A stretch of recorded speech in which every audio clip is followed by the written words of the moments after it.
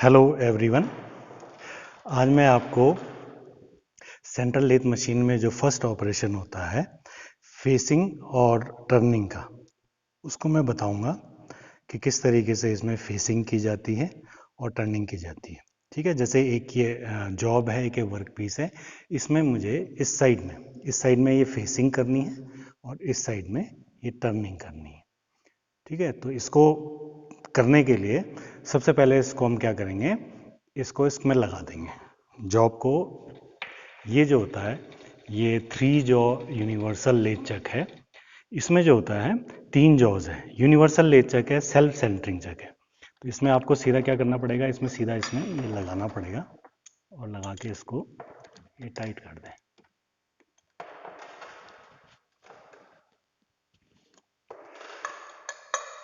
ठीक है, तो ये हमारा सबसे पहले ये क्या है, जॉब को होल्डिंग हो गया है।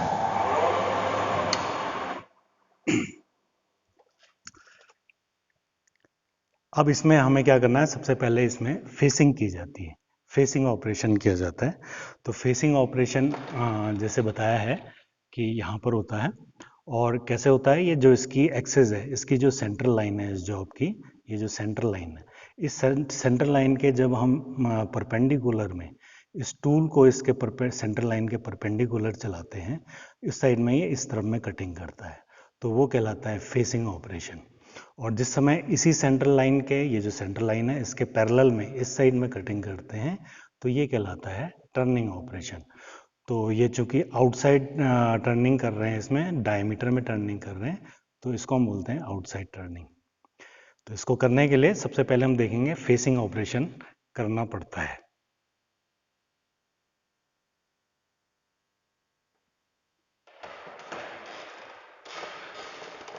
अब इसमें फेसिंग करने के लिए इस टूल को जो होता है, जैसे हमने बताया कि ये जो होता है इसका पॉइंट होता है, कटिंग पॉइंट, ये जो होता है कटिंग करता है।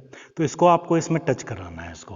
अब इस कंडीशन में जैसे टच कराते हैं तो जनरली ये नहीं होगा, ठीक है ना, क्योंकि ये आगे, ये पीछे इसकी बॉडी जो होती है, टूल की बॉडी वो टकरा रही।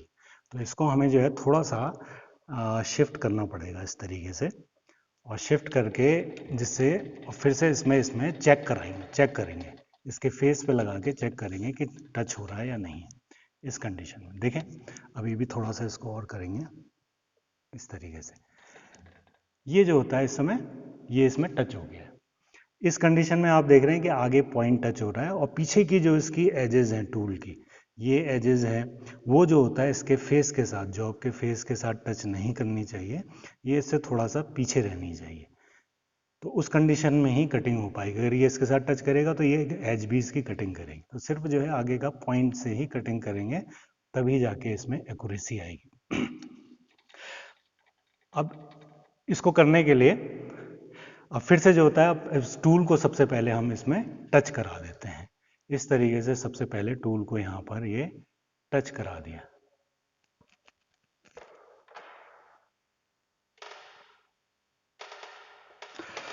अब टच करने, जिस समय टच हो गया है उसके बाद में ये इसका लॉन्गिट्यूशनल व्हील है, जिससे कि होता है ये जो स्लाइड है ये पैरेलल में आगे की तरफ बढ़ती है।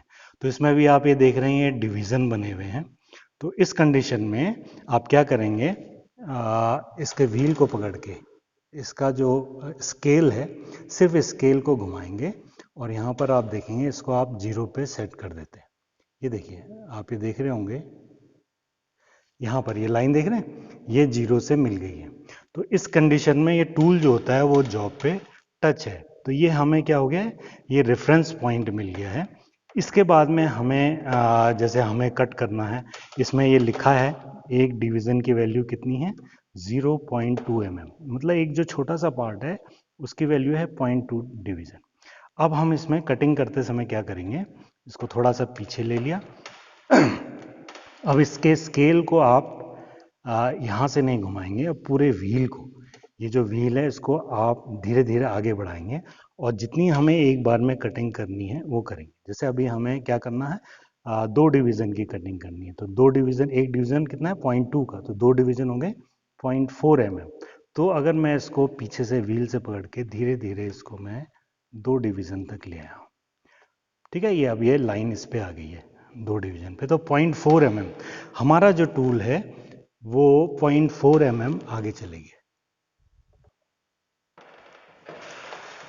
अब ये हमारा ये टूल इसका जो रेफरेंस पॉइंट था उससे 0.4 mm आगे चली गया। अब हमें क्या करेंगे, इसको स्टार्ट करके कटिंग शुरू करेंगे। ये टूल ये कटिंग करेगा। तो अभी जैसे ये चक जो होता है देखिए दोनों साइड में घूम सकता है। ये जो होता है एंटी क्लॉकवाइज मानी जाती है और ये जो होता है क्लॉकवाइज डायरेक्शन मानी जाती है, ये वाली। तो इस डायरेक्शन में इसमें कटिंग होनी है, इस डायरेक्शन में ही जॉब में हमेशा कटिंग की जाती है। उल्टी साइड में करेंगे तो ये जो होता है, ये जो इसका डिज़ाइन किया हुआ है टूल का उस तरीके से है कि ये सारे का सारा जो होता है रफ कटेगा, एक्सीडेंट भी हो सकता है। तो हमेशा ध्यान रखें कि क्लॉकवाइज डायरेक्शन में ही कटिंग होनी। तो अब हम इसको इस तरीके से ये देखिए एंटी क्लॉकवाइज में घुमा दिया और इसको धीरे धीरे आगे बढ़। तो जैसे ही उसमें टच करेगा टूल, यहाँ पर इस देखिए हम इस अब की बार इस स्लाइड को हम घुमा रहे हैं। ये जो है क्रॉस स्लाइड है, इससे जो होता है टूल क्रॉस में आगे पीछे चल रहा है। और ये वाला जो दूसरी वाली स्लाइड है, ये देखिए ये 0.4 mm पे ये सेट है, ये इसको नहीं छेड़ना है। अब यहाँ देखें मैं स्लाइड को घुमा रहा हूँ तो ये धीरे धीरे इसमें ये कटिंग हो रही है। ये ऑपरेशन कहलाता है फेसिंग ऑपरेशन, है ना। धीरे धीरे इसमें क्या होता है कि आप इसको बड़ा कंटिन्यूअस एक जैसी फीड में हाथ को घुमाते रहेंगे। बहुत ज़्यादा एकदम से तेज़ नहीं घुमाना है और एकदम से स्लो नहीं करना है। एक कंटिन्यूअस जो होता है यूनिफॉर्म फीड कहते हैं। हाथ धीरे धीरे जब ये कटिंग की जाती है तो वो प्रैक्टिस हो जाती है, तो वो उस कंडीशन में ये कटिंग है। तो अभी देख रहे हैं ये जो होता है ऑपरेशन हमारा क्या हो रहा है, फेसिंग ऑपरेशन। ये कटिंग क्यों कर रहा है, क्योंकि इसमें जो कटिंग टूल है वो उससे बहुत ज़्यादा हार्ड है, जॉब से बहुत ज़्यादा हार्ड होने के कारण से वो घूमते हुए जॉब पे जब हम इसको टूल को टच कराते हैं तो क्या होता है, वो धीरे धीरे जो होता है वो कटिंग करना शुरू करता है। अब देख रहे हैं आप धीरे धीरे ये फेसिंग ऑपरेशन जो होता है ये कंप्लीट हो।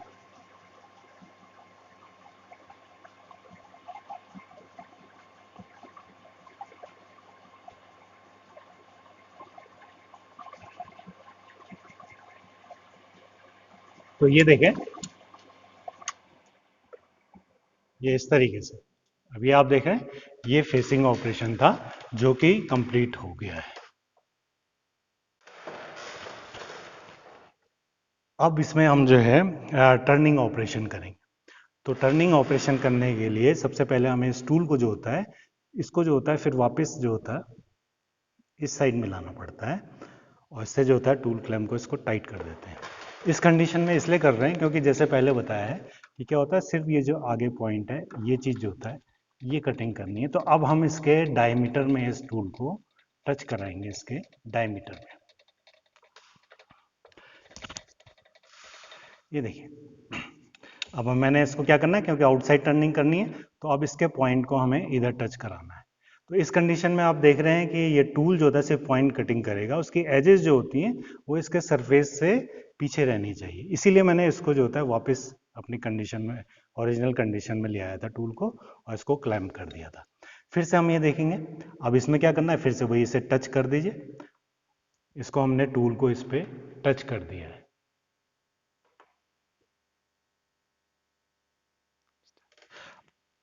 अब जो है इस कंडीशन में जिस समय हमने टूल टच किया तो उस समय हमें ये क्रॉस स्लाइड में, इस क्रॉस स्लाइड में इसके स्केल को जो होता है उसको जीरो करना है, सेट करना है।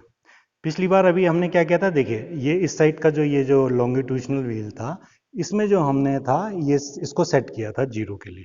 अब की बार हम इधर वाले के क्रॉस स्लाइड व्हील को इसको हम जीरो पे सेट करेंगे। तो जैसे आप देख रहे हैं क्या करना है, इसके सिर्फ स्केल को पकड़ के घुमाना है और इसको देखिए ये जीरो पे कर दिया है मैंने। ये देख रहे हैं इस लाइन से ना जीरो पे जा रहा है। इसमें भी देखिए एक डिवीजन की वैल्यू लिखी है, छोटी कितनी है 0.02 mm है। तो यहाँ देखें अब आपने ये जीरो पे कर दिया। अब आपको ये जो होता है रेफरेंस पॉइंट मिल गया है। इस कंडीशन में ये टूल जो होता है वो क्या हो गया है, ये देखें इसमें टूल जो होता है ये इस पे मैंने ये टच कर दिया है जॉब पे। अब आप इसको थोड़ा सा बाहर लेके, थोड़ा हम इसको टूल को थोड़ा बाहर ले आएंगे सरफेस से, और इससे हम डेप्थ देंगे। तो डेप्थ कैसे देंगे, आप पीछे से व्हील को पकड़ के, अब आपको स्केल नहीं पकड़ना है, पीछे से व्हील को घुमा के जितना हमें डेप्थ देनी है, जैसे ये 0.1 mm है, और ये देख रहे हैं, हाँ ये 0.2, ये 0.3, ये 0.4 mm, और ये हो गया आपका 0.5 mm। तो हम एक बार में 0.5 mm डेप्थ जो होता है वो कटिंग करेंगे। ठीक है, ये हमने सेट कर दिया है, और उसके बाद में टूल जो होता है वो 0.5 mm आगे चले गया। तो अब जो कटिंग होगी, जो फाइनल होगा, वो 0.5 mm जो उसका साइज था वो रिड्यूस हो जाएगा। अब इस मशीन को हम चलाएंगे, ये गलत डायरेक्शन हो गई, ये क्लॉकवाइज डायरेक्शन है, इस डायरेक्शन में हमें ये कटिंग करानी। तो ठीक है, यहाँ हमने टच कराया और इसको धीरे धीरे हमने आगे बढ़ाते चले गए।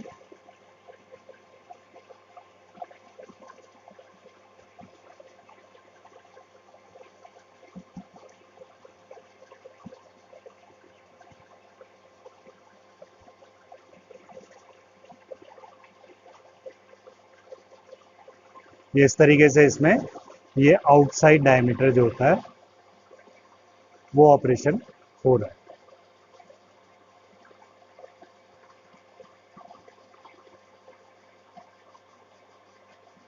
इस तरीके से लिया है, कटिंग हो गई, और फिर इसको हमने वापस जो है इधर लिया। अभी देखिए इस तरीके से आउटसाइड डायमीटर भी इसमें हो गया है। तो इस तरीके से ये जो होता है क्या, आउटसाइड टर्निंग हो गई है। तो मैंने दोनों बता दिया, फेसिंग किस तरीके से होती है और आउटसाइड टर्निंग किस तरीके से होती है। एक तीसरा भी है कि हमें जो होता है जिस समय ये आउटसाइड टर्न कर रहे हैं तो हमें ये भी डिसाइड करना पड़ता है कि कितनी लेंथ तक हमें करना है। तो वो लेंथ हम कैसे एडजस्ट करते हैं उसके बारे में भी देख लेते हैं। तो क्या करना है, हमें इसको जो होता है टूल को हमें जो होता है इस पर टच कराना है। कहाँ पर, ये साइड में, बिल्कुल ये साइड में इसको टूल को हमें ये क्या करना है, टच करना है। यहाँ पर देखिए ये टच हो गया। उस कंडीशन में जब ये टच होता है तो इधर पे ये जो ये वाला व्हील है, ये वाला लॉन्गिट्यूशनल व्हील, देखिए इस लॉन्गिट्यूशनल व्हील जो कि फेसिंग के टाइम पे हमने जिसको सेट किया था, इसको हम फिर से जो होता है स्केल को पकड़ के इसके और इसको 0 पे सेट कर देते हैं। ये देख रहे हैं, ये जो होता है स्केल जो होता है ये क्या हो गया, ये 0 पे ये सेट हो गया है। सिर्फ हमने क्या किया, स्केल को घुमाया। जिस समय कटिंग करते हैं उस समय स्केल को नहीं घुमाते, उस समय इस व्हील को घुमाते हैं। और जिस समय सेटिंग करनी हो, कितनी डेप्थ देनी हो, रेफरेंस पॉइंट लेना है, सिर्फ रेफरेंस पॉइंट के लिए इस स्केल को जो होता है वो 0 पे सेट किया जाता है। तो ठीक है, इस समय हमने क्या है, इसको सेट कर दिया है 0 पे। अब हम दोबारा से, जैसे हमने बताया था कि पिछली बार क्या था, 0.5 mm की जो थी कटिंग हो गई थी, तो अब की बार फिर दोबारा से 0.5 mm था, उसके बाद फिर आगे बढ़ाएंगे इसे, और अब हम इसे ले आए हैं सीधा 1 mm पे।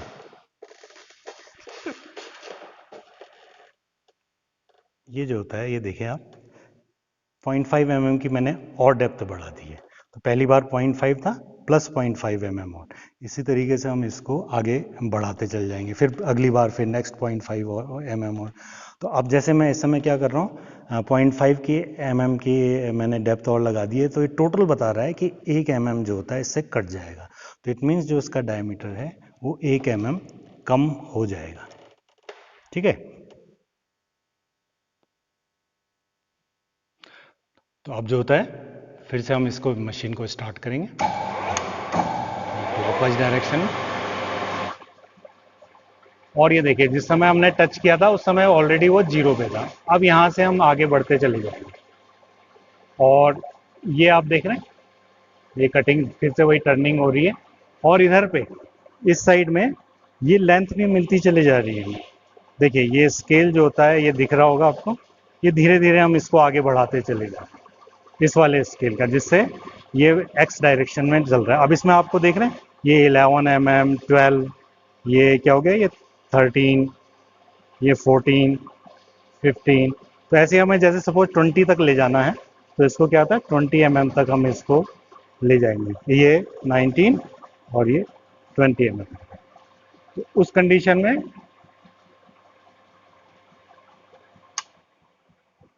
ये जो लेंथ आ गई है, अब इसमें हमें डायमीटर भी बन गया और इसकी लेंथ भी साथ साथ मिल गई कि 20 mm लेंथ तक ये मिल गया। तो दोस्तों इस तरीके से इसमें जो होता है, हम जो होता है टर्निंग कर सकते हैं। अब स्टेप डायमीटर बनाना है तो इसी तरीके से हम स्टेप टर्निंग भी करते हैं, मतलब एक साइड में ज़्यादा बना दिया, फिर आगे से फिर इस तरीके से लेंथ कम करके एक और डायमीटर बना दिया, फिर और लेंथ कम करके एक और डायमीटर बना दिया। तो इस तरीके से ये स्टेप में जो होता है ये टर्निंग हो जाती है। अब देखिए इस फेसिंग और टर्निंग ऑपरेशन को एक बार हम फिर से दोबारा से समझ लेते हैं। तो सबसे पहले हमें जैसे अभी टर्निंग का ऑपरेशन करना है, तो सबसे पहले इसको क्या करेंगे, हम टूल को इस पे टच कराएंगे। तो टूल हल्के से इसके टूल को इस पे टच कराना है। अब देखिए इस समय जो होता है टूल की जो नोक है वो बिल्कुल साइड में, जॉब के बिल्कुल साइड में ये टच हो गई है। अब इस कंडीशन में हमें इसकी सेटिंग करनी है डायमीटर के लिए और लेंथ के लिए। तो डायमीटर के लिए सेट करना है, तो अभी देखें सिर्फ इसके स्केल को, ध्यान रहे सेटिंग के साइड में रेफरेंस पॉइंट ले रहे हैं, तो इसके स्केल को 0 करना है। ये देखिए ये मैंने इसके स्केल को ये 0 कर दिया है, ठीक है ना, सिर्फ स्केल को घुमाया, ध्यान रखें। और इससे, और अब ये दूसरा वाला लॉन्गिट्यूशनल व्हील है, इसके स्केल को भी, व्हील को पकड़ के सिर्फ स्केल को घुमाना है और इसको 0 करना है। तो अब क्या होगा, इस वाले से अब क्या करना है हमें, अब हमें इसमें डेप्थ देनी है। तो डेप्थ कैसे देते हैं वो अभी देखिए। अब जो है हमने क्या करना है, टूल को थोड़ा सा बाहर ले आना है। तो इससे हल्के से हम पीछे से पीछे ले आए टूल को, ये इससे अलग हो गया है। और अब इधर से 0.5 mm डेप्थ जो होती है वो हमें देनी है। ये देखिए ये 0.5 mm इसमें आ गया है, तो डेप्थ भी हो गई है। अब हम मशीन को स्टार्ट करेंगे और धीरे धीरे इसमें ये टच कराएंगे। हल्के से टच कराते समय, जिस समय टच करेंगे उस समय अपने आप जो होता है ये ऑटोमेटिक, ये देखिए यहाँ पर ये 0 पे ये आ गया है। तो अब सिर्फ हमें इस लॉन्गिट्यूशनल व्हील को घुमाना है, स्केल तो अपनी जगह चलता रहेगा इसी की सहायता से। तो अब आपको सिर्फ इस व्हील को घुमाते चले जाना है और ये कटिंग करनी है। तो अब ये जो है कटिंग होगी, ये देखें ये आउटसाइड टर्निंग जो होती है ये होती चली जा रही है, और इधर पे ये लेंथ भी हमें धीरे धीरे मिल रही है। कितना हो गया 17 mm, ये देखिए 18 mm, ये 19 पे निशान आ गया है, और ये 20। तो ये 20 mm पे ये जो होता है ये 20 mm। तो अब आप ये देखें ये जो लेंथ है इसकी डायमीटर की वो क्या हो गया 20 mm लेंथ तक ये कटिंग। तो इसी तरीके से आपको अब जो डायमीटर बनाना है, एक बार में हम 0.4 या 0.5 mm की कटिंग ले रहे हैं, इसी तरीके से आप कितने ही स्टेप लगा सकते हैं और जो भी हमें रिक्वायर्ड इसका डायमीटर है वो कर सकते हैं। कभी पॉइंट लास्ट में हमें कभी 0.3 mm की जरूरत पड़ेगी, कभी 0.1 mm की जरूरत पड़ेगी, तो उस हिसाब से वो कटिंग करते चलें, ठीक है। तो दोस्तों जो जिस तरीके से ये सेटिंग बताई गई है कि फेसिंग और सेंटरिंग में कैसे डेप्थ लेते हैं और कैसे लेंथ मेंटेन करते हैं, ये जो होता है हर एक मशीन में, चाहे वो किसी भी मॉडल की मशीन हो, लेथ मशीन में, सेंट्रल लेथ मशीन में, कोई भी मशीन हो, कोई भी मॉडल को, अलग अलग कंपनी के है, लेकिन ये बेसिक जो होता है ये सभी का एक ही रहता है। हर एक को जो होता है इसी तरीके से सेटिंग करनी होती है। तो इसमें परेशान होने वाली ज़रूरत नहीं है कि ये वाली मशीन जो है वो दूसरी है या ये दूसरी है। हर एक में यही जो होता है बेसिक प्रिंसिपल ये काम करता है, ठीक है। दोस्तों आशा है आपको ये समझ आ गया होगा कि किस तरीके से इसमें फेसिंग और टर्निंग की जाती है। तो दोस्तों अगर आपको मेरा ये वीडियो पसंद आया हो तो इसको लाइक करें, सब्सक्राइब करें और शेयर करें, जिससे भी आगे भी हमें अच्छे अच्छे वीडियो बनाने की हमें प्रेरणा मिल सके। ठीक है, धन्यवाद।